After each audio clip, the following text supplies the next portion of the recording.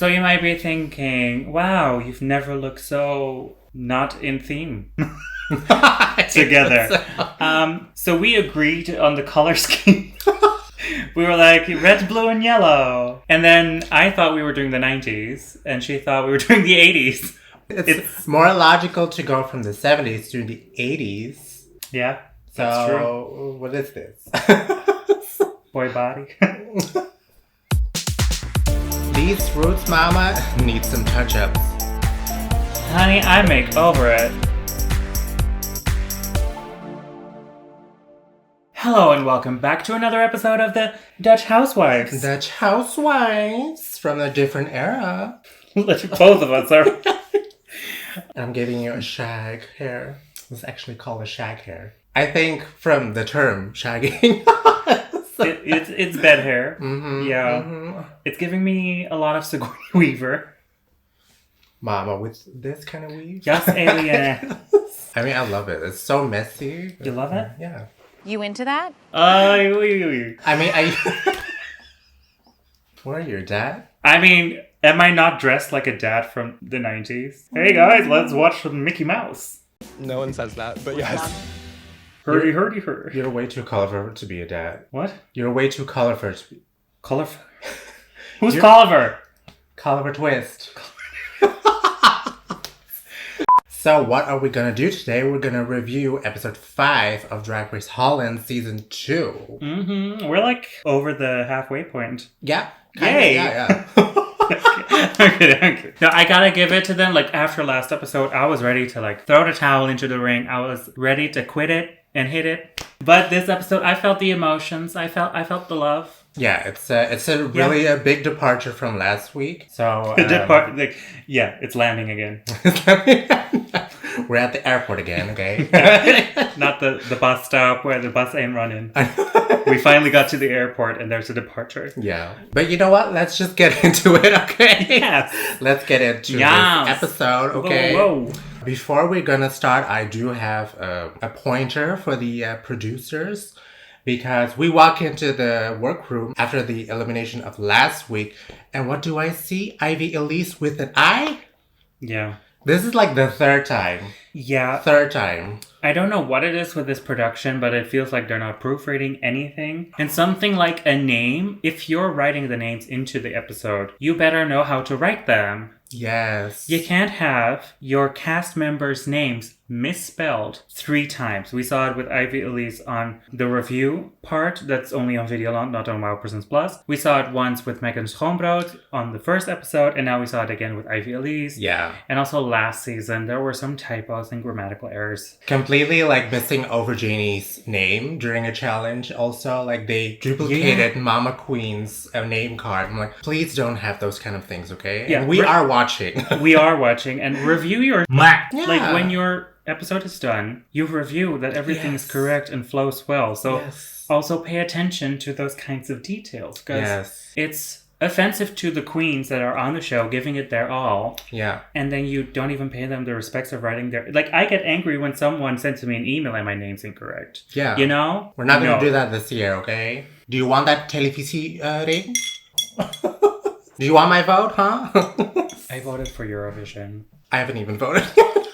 I'm sorry, but Eurovision is legendary. Finally a Dutch production, so I wanted to win. As much as I love Drag Race. And they take it seriously. Shouldn't you do like your water scene? My water scene? I don't need a hero. Rayleigh! Oh. Yeah, you look like Rayleigh. Except her hair was stuck to it. But like Rayleigh from the first semifinal, not the Rayleigh with the ponytails. Yeah. That does not make sense, right? If you don't know what we're talking about, so you're not European. Of course, they're probably not European, Yeah, I see y'all Americans. Hey, how you doing? Did I hear a smooch?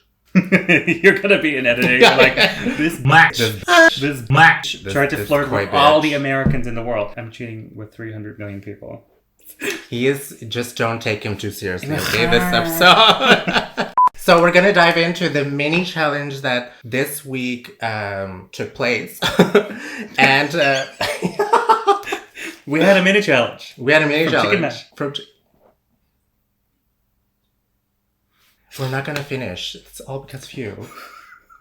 Just continue. Just No. Okay. Just cut me out of this portion. Just zoom in on you. Just meet twice. Yeah. I love that. Yeah. So this mini challenge this week, we get a challenge that is inspired by the Netherlands actually legalizing gay marriage for the first time ever. That happened in First in the world. First in the world. First in the world. Yeah. And that happened back in 2001. You got 4 couples that had a televised marriage. And that's quite special, okay? So basically every queen had to be a wedding officiant to Werq and Dolf, which were one of the couples of 2001 who had like a televised first gay marriage. I really like the idea of this mini challenge, but the actual execution to me was like... was messy. It was a little bit messy. I mean, we were stereotyping syndromes instead of putting on characters, and that was kind of, again, in bad taste for me personally. Yeah. I don't like it when we make fun of mental illnesses. Yeah. Not in this way. Not in this way. No, definitely not. And I think everyone kind of panicked because this challenge came out of nowhere. And so like they were trying to be funny, I guess. When people say go big, they really go big and then they usually go to that route. So that's like questionable. So yeah, this mini challenge happened. So basically we had it. Yeah, Keta won. And personally, I found Puny a little bit funnier. But Keta won, so yeah. Congratulations! Do you ever think that mini challenge wins even count to anything? They really don't have an effect unless you get to decide a running order. True, but I do feel like these mini challenges showcases you at your like best because you're pushed... Or worse. But like you're being pushed to be funny on the spot. And that's really hard to do. As we saw. So right after the mini challenge, we get basically the main challenge already. Yeah. Because it's the makeover challenge with family members. Last year you made me over. Yeah. Where's and now Farrah? I'm overmade. You're just over. I'm over. You're just over. So where's Farrah? Why is she not? Farrah's on holiday because it's finally allowed again. A freaking year long? Yeah. On holiday? Yeah. I mean, we took 6 months off. Can I have that? No. A year-long holiday. No. So we basically get introduced one by one, all the family members of, well, not all and friend of the queens. So basically this episode is about to make like the cameraman tear up, okay? That's basically your goal. This is the Emmy award-winning moment. Yeah. Yeah. Even though we don't have Emmys. This is the Televisier moment. Televisier moment, yeah. Exactly. Yeah. So first we're going to go over Vanessa's husband called Stevie. Oh, yeah. And cutie. What a cutie. I mean, hello, Especially Vanessa. with the hair. But as a woman. Ooh, yeah, hello. Vanessa and Stevie explained their relationship and I was very, very touched and very moved about their story. Stevie identifies as straight. And instantly when he saw Vanessa, he was instantly enamored by her presence. And yeah, it was so beautiful to see 2 people falling in love with each other based on their true personalities. And that's so beautiful. He really fell for her as she felt on the inside. And I love that he could just see through that. Yes. In a way. It's like the best kind of karma there is in the world. Yeah. Like, yes, it isn't even karma. I don't know. It's just beautiful. Yeah. I love that. It's such a beautiful story. And it's so important to showcase this as well because he is a true example for everyone who also might be afraid to express feelings and express emotions. Yeah. I found it very, very touching that he was so comfortable telling about his experience. Also, like, finding himself while being with Vanessa as well. Yeah. And then coming to terms with each other and then just accepting each other. That's so beautiful. Yeah. We should see this way more often, okay? But this is a great start. Yeah. I really loved how they showcased this. And they deserve to win as well. Yeah. Their concept, their runway is called The Power of Love.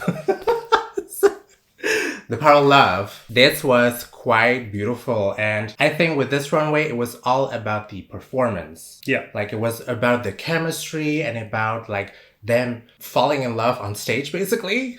Yeah. And it was really beautiful. If anyone else did this concept, it would have been so tacky and so cheesy. Yeah, but she made it work. She made it work. She made it work. Yeah, because she was just genuine. Yeah, Genuine. I'm a sucker for ancient Roman and ancient Greek kind of inspired outfits anyways. Beautiful. And to incorporate that Cupid story is they made a story out of their falling in love and really encapsulating it beautifully. And to have Stevie dressed up as a woman this time, it feels like a full circle moment. Yeah. Like now Vanessa as a full-grown woman standing there on stage on RuPaul's Drag Race, having Stevie there dressed in drag. It feels like it's a full circle. Yeah. And I'm so happy. I'm so happy she won this episode. Yes. It's just the cherry on the icing. Yeah. That's not even the proverb. But no. Icing on the cake. Cherry on the bottom. Cherry on the blossoms. It's been a long day of work. Yeah. And as we say in Dutch, ik ben gaar, which means I love you. Lies, lies, and more lies. And that's what we say, basically, if we're tired. Yeah, we love you. No, I always say, oh, ik ben zo gaar. And it basically means I'm so well done. As in, that also I'm works. fully cooked. That I'm also works in English, yeah. I'm well done, okay? I'm so well done. So I'm well like done. fully cooked. Yeah. All the nutrients are out of me because you boiled me to death. Next up is Keta's mom, and her name is Joyce. Explosion of Joyce. I love getting to know Keta way more through the story of her family and her mom. Mm-hmm. She expressed to us that she has had very hard difficulties with her family struggles. It's also very hard to grow up with that. Yeah. Such a burden that you carry around, and I completely get why she was rebelling, basically. Yeah. And that's why he had a rocky relationship with his mom as well, and that's really hard to see, but I'm also very happy that they found each other again, and then they could mend their relationship. It's very beautiful. They got back together when they were truly themselves, and it's always beautiful when people, especially family, rediscovers who they are and accepts them for who they truly are, not the image they created of each other. And also beautiful that they found the power to speak about these emotions, because as they said in Indonesian culture, that is a bit more taboo. Yeah. It's very hard to be very honest to your family members, especially, I think. And it's very good that they had that moment together. But also for parents to be honest to their children. And that also shows me that respect. Keta's mom, Joyce, went through a lot of self-work as well. Yeah. To discover that she can be open about their love. Yeah. And their outfits. Beautiful. Yeah. Just stop. Stop. I really love this. So I must say, I was not aware before this episode that Keta had an Indies background. Mm-hmm. And I kind of have to explain the difference between Indies and Indonesian. So Indies is where you have roots in Indonesia, when Indonesia was a Dutch colony, basically, under the name Nederlands-Indië. And most of the people who identify as Indies, they migrated to the Netherlands. So therefore, they grew up with a more of a Dutch... Oh, well, they have a Dutch nationality. So, like, they have ties with Indonesia, but it was, like, a different time. Yeah. Whereas me, I am Indonesian because, like, I grew up in Indonesia and I grew up in a time where Indonesia was independent, and my mom is fully Indonesian, so like I identify as Indonesian and she identifies as Indies. Yeah.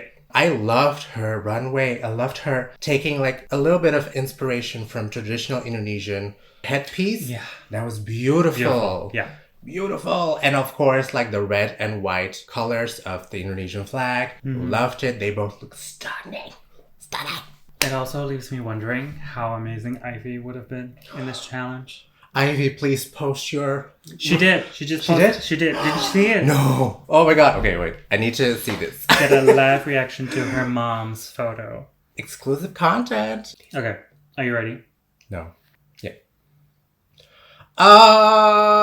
This is what I'm talking about. Oh my god. Oh my god. Look at that. Oh. You can't see that. But that's the thing. It's Ivy, beautiful. Yeah. You were robbed from a win. That's a winning look. Yeah. Oh my god. But they had to eliminate her in favor of someone who's gonna go the next episode with another underwhelming lip sync. Asian representation. Flabbergasted. But I'm very happy with Keta's look this week. I'm happy we still had Asian representation. Yes. Because Asian fashion is on another level. You can. I can't either. Mama. She can. Maybe. Have. In a couple of years, I will. Just steal your mom's outfits. Oh, yeah. But they don't fit me. I'm way too big. I need like 2 of her outfits for me. One outfit on one boob and one outfit on the other. I must say, though, this was a comment that was made by Raven. I have a problem with this proverb, and this proverb is a very interesting one. Mm-hmm. I have a story, actually, because I was not aware of this proverb when I was in high school. And I first heard it from a teacher of mine, where she would just say, like, niet zo Oost-Indisch doof doen. And I was like, excuse me? Yeah. I was like, what? So the proverb goes like, Oost-Indisch doof literally means like Eastern Indonesian and then deaf. Yeah. That means like selective deafness, as in like you're ignoring someone, basically. It's basically used whenever you think someone's ignoring you on purpose and pretending they're deaf. Yeah. Which is problematic. Yeah, and I did not like that proverb. Yeah. Being mentioned. To the Indonesian look. Yeah. So just a little context for you guys. It was maybe it was not translated like that, literally. I don't know what the English translation would be, but it doesn't make sense. The cultural context. Yeah. Here you go. Yeah, exactly. Then next up is Tabitha with her sister called Germaine or Jarmana. I don't know how they pronounce it. Sharmana, but it was with a G. Yeah, Germaine, yeah. So Tabitha's story I find very touching. I always find it's so hard to hear stories about the older generation of gays and queer people, because she expressed that her father did not accept her as a child, and she really relied a lot on her mom and her sister. Mm-hmm. And it was so hard to hear. And I love that she expressed her raw emotions with her sister as well, saying that I'm so grateful to you, especially when she was younger. She didn't even grasp the idea of what being gay meant. Mm-hmm. Yeah. And then still she said, like, I don't care. I accept you as my brother, of course. Yeah. You can be whoever you are. And I also love that the mom of Tabitha decided to leave the father to like choose her son. Okay, that's mad respect. That's mad respect. Yeah. Love that. It was so beautiful. The concept, the butterfly effect. Basically, she was saying that the patterns of the butterfly were the favorite insects of their grandma, and that's why they incorporated it in their looks. So what did you think of this outfit? I didn't hate it. Because I have to agree, it was a bit simple. But then again, I don't see Tabitha in this kind of costume a lot. So I quite liked it, and it tied in together. In terms of matching, it was a little bit like Chelsea Boy last year with just the same outfit, but in a different color, basically. Yeah. I always like when they're related, but not the same. So I always find that a bit disappointing when it's just the same color, just a different color. But I quite like the outfit. To me, first of all, the sister looked stunning. Okay. Hello. She looked so beautiful. I mean, she kind of stole the show to me. To me, I wasn't so sure if this was successful, because I am missing a little bit of the personal touch of like the story, because like she really needed to explain the concept for me to get why it was such a personal thing to her, like the butterfly pattern. Because to me, like, it could also just be like a basic butterfly pattern. Sure. But then again, like, we had someone like Puny with a fabric they made themselves, but they also had to explain that they were their father's drawings. True. If we hadn't had that section in the workroom, would you have felt the same? You have a valid point, but I do feel like with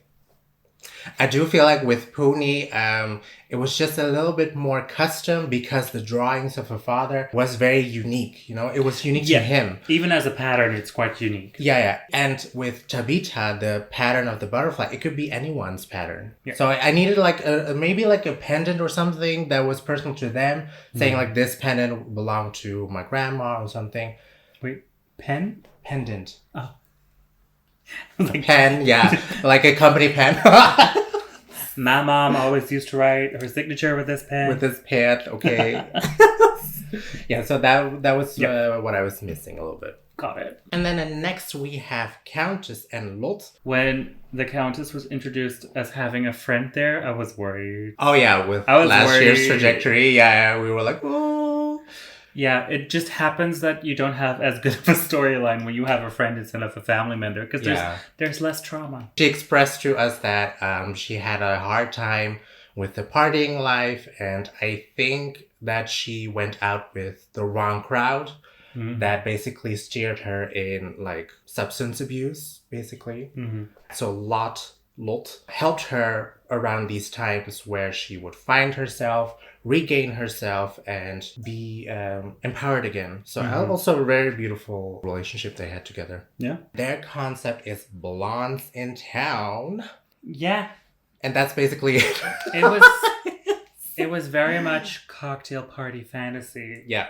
Missed the brief. Yeah. Completely. Missed the point. Missed the point. Yeah. They were beautiful looks. I really loved them. If it was a twin challenge, they would have done perfectly well. They looked like each other. They definitely looked like sisters. But I was like, I don't know what your roots are from this look. Yeah. Are you rich ladies? Rich ladies? Because this just looks like you're from a rich, white, privileged life. Yeah. And that's not the story they were telling. And I would have liked to have seen the struggle or anything incorporated in that. Perhaps like that, I don't know how to incorporate that, but half the dress was like, on the back it was held together by stitches or whatever because it was a lie at first or whatever. Yeah. It was pretense.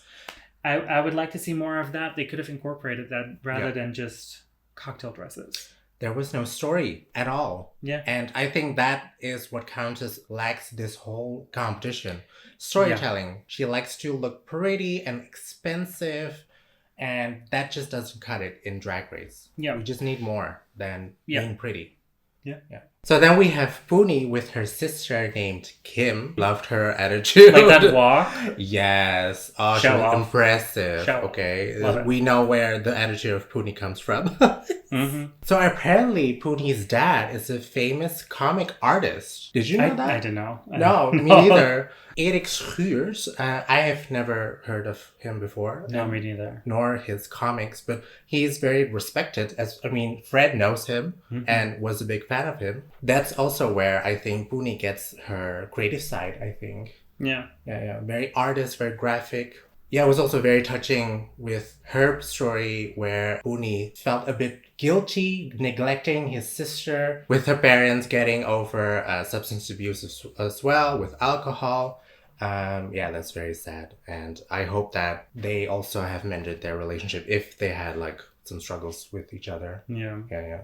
So we have the runway concept called Drawn Together. Of course, incorporating the drawings of her father. What did you think of her outfit? I liked it.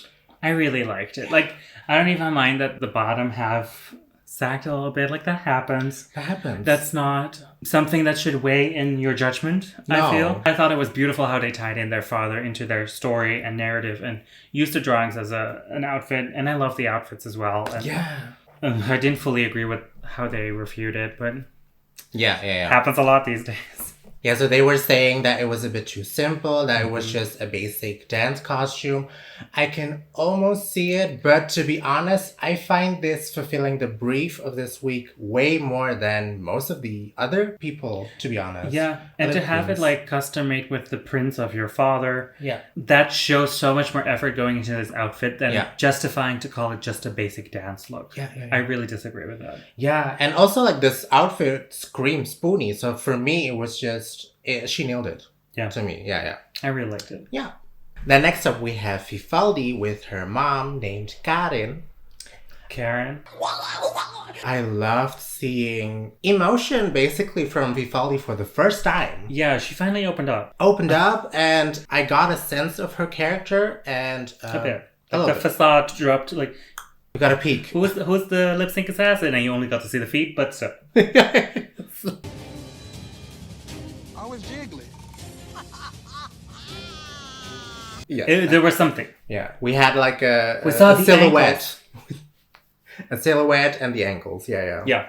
I would love to see more of this. because this kind of like makes her more relatable. I can totally get why you're dealing with depression and that you are finding it very hard to focus on the positive sides, of course. Yeah. So, let's hope for more of this in the future. Because I like her dropping that facade. Yeah. Because it's been a lot of, I'm the best, like I'm gonna eliminate them, easy, wow. Yeah. And I'm like, that's not you. Yeah, that's not you. That's not, open up. Yeah. And I'm glad we saw this. Yeah. We are the Michelle Visage, okay? We want to see the true you. Yeah.